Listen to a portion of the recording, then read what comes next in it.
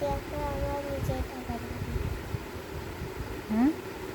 ভাড়াটিয়া করে আমরা নিজেই টাকা থাকবো। তোমরা বাসা ভাড়া করে নিজের ঢাকা থাকবা? হ্যাঁ। হঠাৎ করে তোমার মাথায় এই বুদ্ধি আসলো কেন? নাই না। হুম? নাই না। জানো না না। ঢাকায় থাকতে মন চায়? হ্যাঁ,